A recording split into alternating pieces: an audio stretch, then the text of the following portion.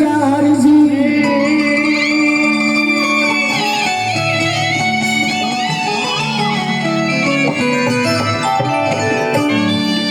रस के फुहार बेटी लाज रखनी हार बेटी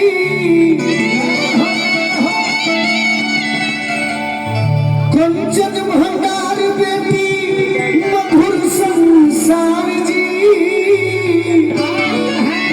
संहार बेटी लेली सभा कौन मौका यार जी।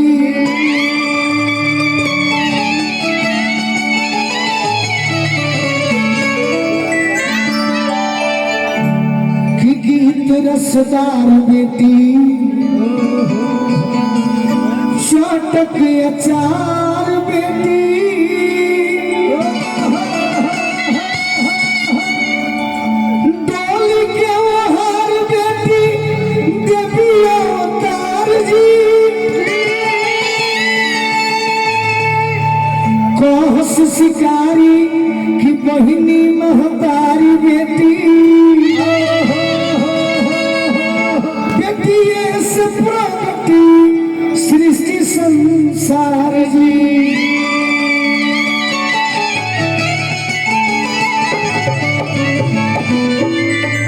हमारे गुरुदेव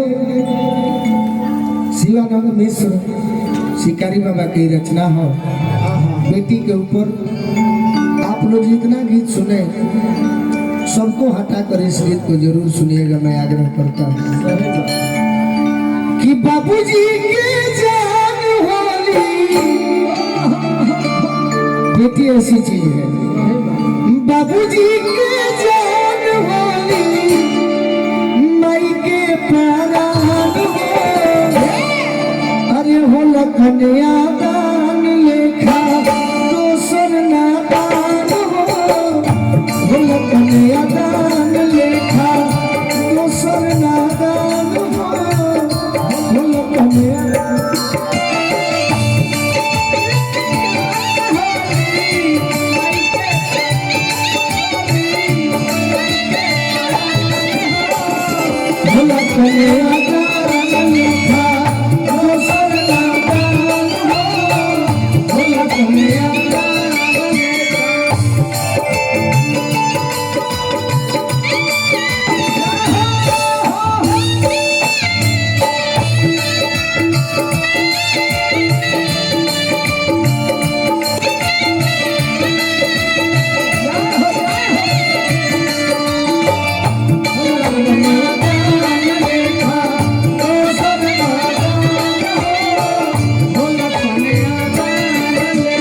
पहला बेटी के रूप कैसन होला कैसन दुर्गा लक्ष्मी पार्वती सरस्वती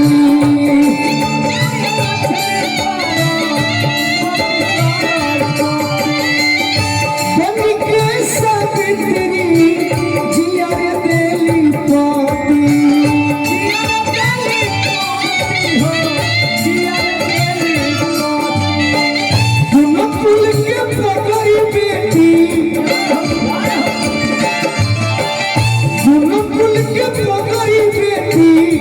देवी के समान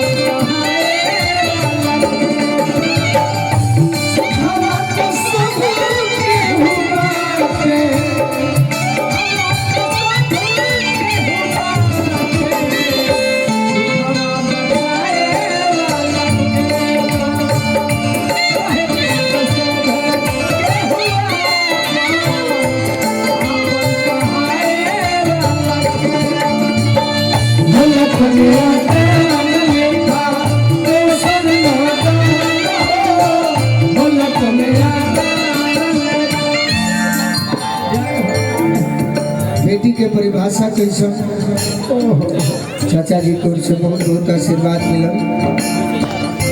तुलसी के बेटी, तुलसी के गाछी बेटी, अंगना के पुतरी,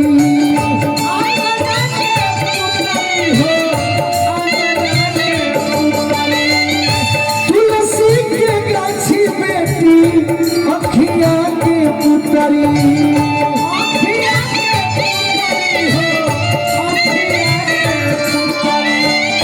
जस भगवान भाग सलियन उतरी,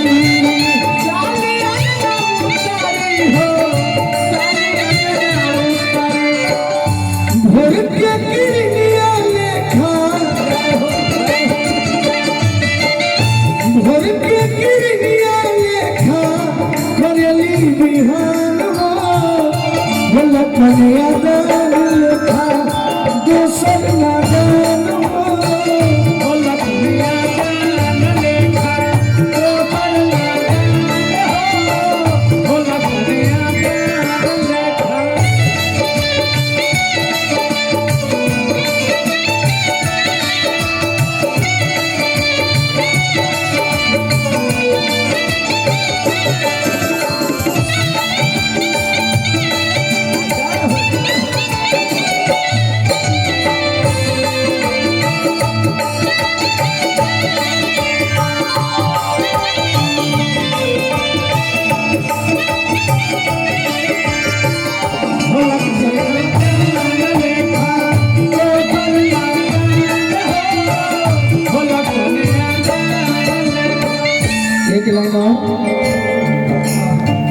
बेटी जैसे मंदिर के आरती के थारी,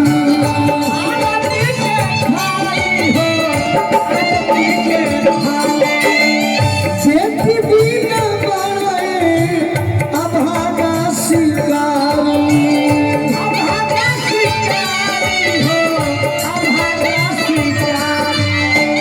बेटी ऐसे बढ़े जग में,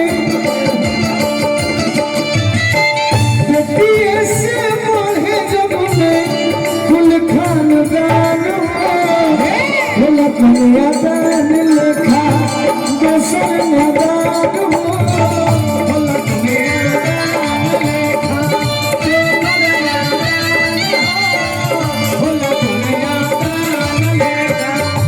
दोसर नादान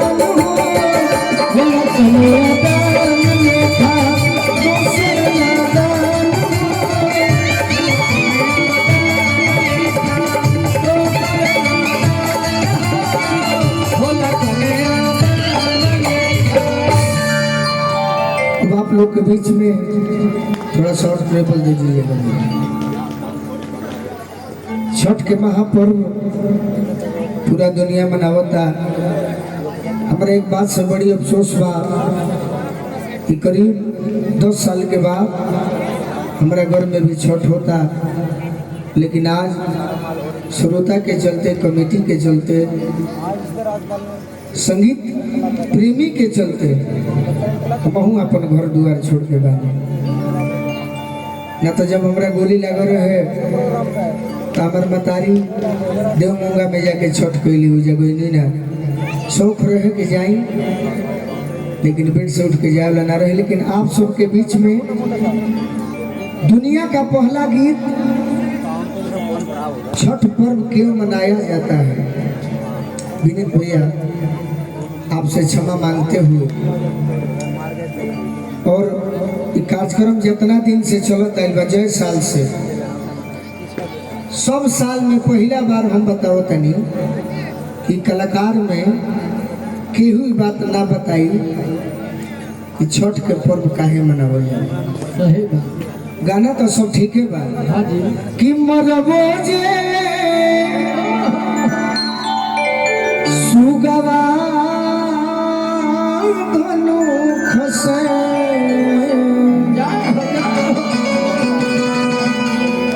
सुगा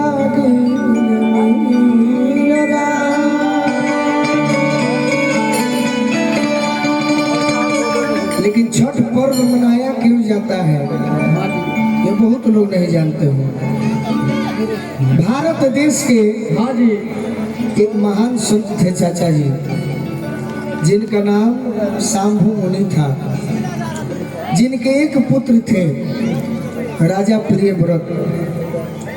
प्रियव्रत के रोज बाबूजी को हंस के बियाह कलो। हाँ जी उनकर मन बियाह में थोड़े लागे ना, उनकर मन दूसरे जगह लागे। सही बात। कहवा कहाँ कि ओकरा लागल रे मनवा, अरे रहे वो करतार में, आ सके दरकार में।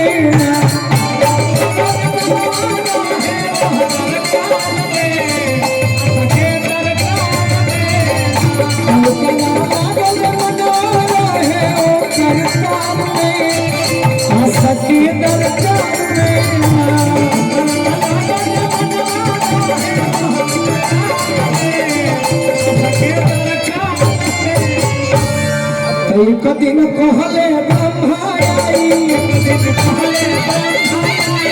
बबुआ नाना ब्याह रचाई। देखिए मैं सुनाता हूँ, लास्ट में आप लोग को समझ आएगा कि छठ का पर्व क्यों मनाया जाता है। तो एक दिन कहले ब्रह्मा आई, बबुआ नाना ब्याह रचाई।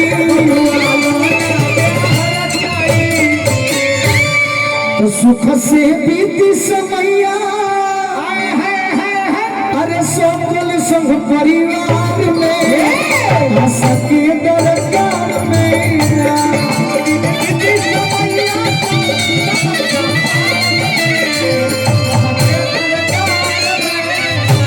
सुख से बीती समैया, सकल सब परिवार में, आ सके दरकार में।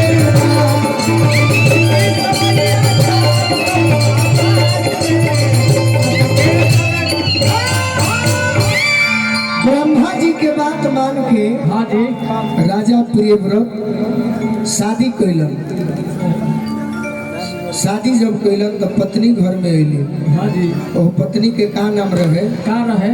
रानी मालिनी। मालिनी। मालिनी जो सही घर में अली, हाँ जी तो कुछ दिन के बाद अपना पति देव से कहली कि राजा जी, ए राजा जी, हमारे को इच्छा पुत्र के होता है। हाँ हाँ राजा कहलन कि एगो तो हम बियाह ना करत रहनी, हाँ आयावते तारा पुत्र काहे खातिर चाहे। हाँ जी तो राजा जी से रानी कहली, का कहली? का कहली? कि एगो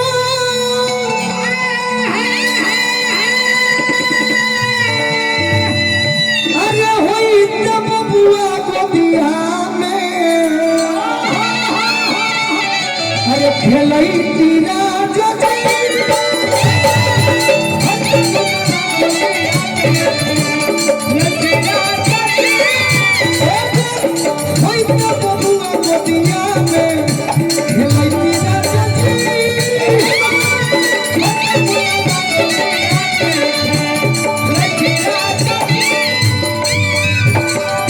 बबुआ चाहतनी बाधिन के नाम मिटैती,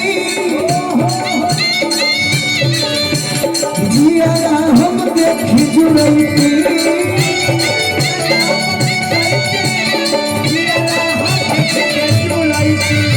बाधिन के नाम मिटैती, जियारा हम देखी जुड़ैती।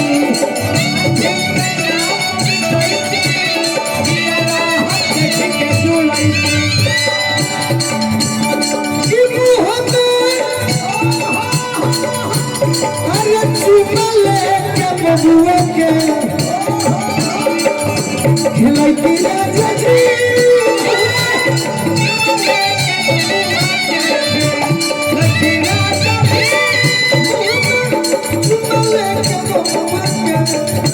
खेलैती राजा जी।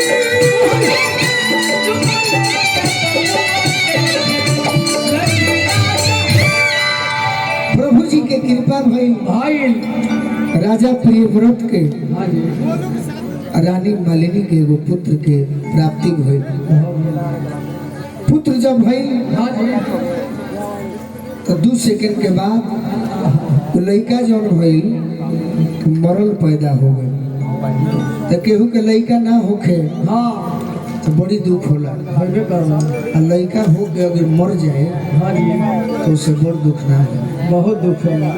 आज के जमाना में लोग कहला कि ओहू से बड़ दुख होला कि लड़का हो के लफुआ हो जाता, महा दुख लेकिन महा दुख होला। हाँ तो केहू के लड़का मत होके तो वो दुखे बा, सही बात। आ लड़का हो के मर जाए तो वो महा दुख बा, आ लड़का हो के लफुआ हो जाए तो महा दुख। आ केहू के लड़का 2 महीना में हो जाए तो बने महाशंख दुख बा।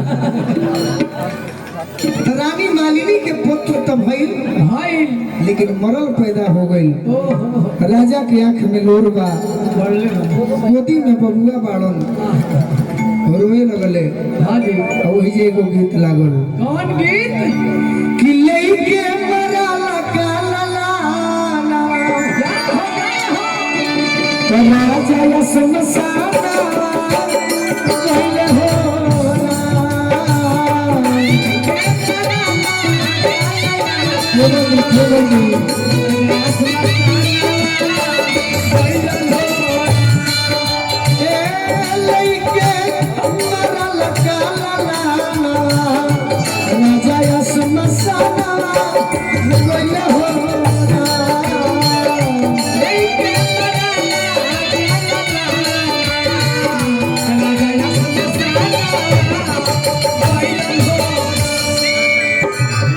राजा की आंख में लोर बा।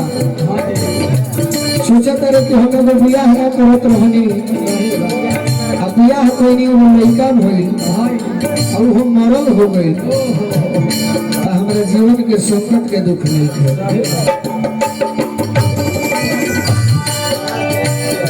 झोरो झोरो बहले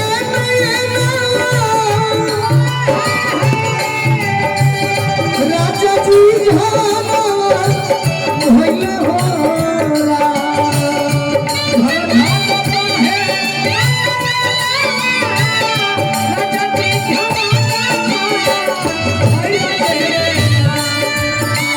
जो सही राजा अपना बबुआ के दफनावे के कोशिश कैले, एगो देवी प्रगट होके कहले कि राजा कुछ तो रुक जाइए, कुछ देर।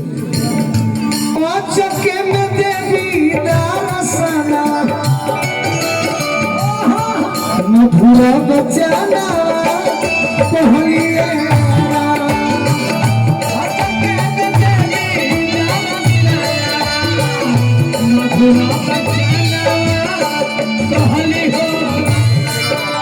जो इस कहानी को सुन रहे हैं इस भीड़ में, जो सही राजा अपना बबुआ के दफनावे चलले, एगो देवी प्रगट होके कहली कि राजा अपना बबुआ के दफनावा जौन तारे लड़का के तो हम 2 सेकंड में जिंदा कर दे, लेकिन कार्तिक मास में तारे छठ के व्रत करके पड़ी। राजा कहले कि माई जिया तो हम जरूर व्रत करब। 2 सेकंड में बबुआ जी गई। उहे राजा घरे घरे जाके पूछे लगल कि मालिन बिटिया है हमार बबुआ मर गए रहे, ये छठ माई के कृपा हो कि जीवता। आग्रह बेनती करता छोटी रे मोटी मालिन रे बिटिया लोटे हो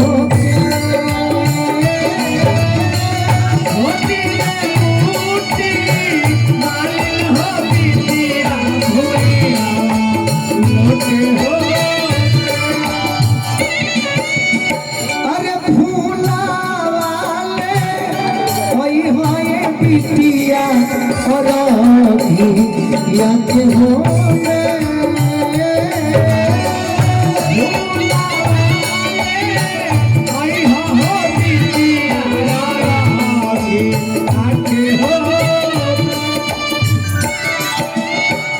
घरे घरे जाता रे कहत रे का कहत रे किते वालिन बिटिया हवे। हाँ हमार बबुआ मर गए रहे, बाकी जी है छठ माई के कृपा हो कि जी गई। विनती करत नहीं छोटी रे मोटी ग्वाली रे बिटिया भैया लोट हो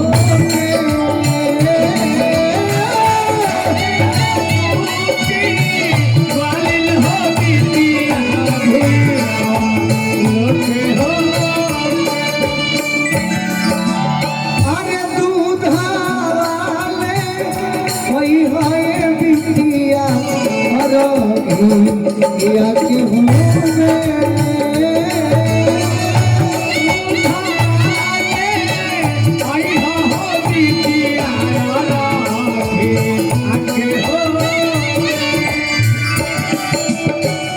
छोटी रे मोटी दोनी रे बिटिया भैया मोटी हो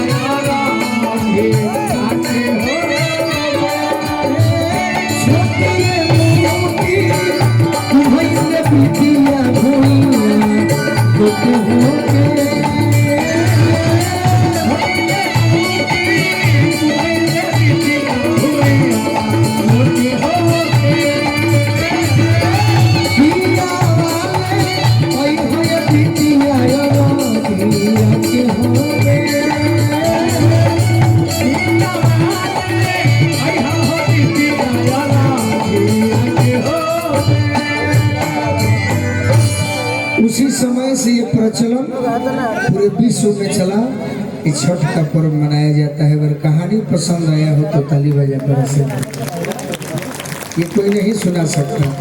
हम पढ़े हैं, लिखे हैं, सुने हैं तो आपको सुना दिए। प्रेम से बोली छठी मैया की। अब आपको एक गीत सुनाते हैं। हमारी माँ बहनें बड़ी हंसमुख हैं।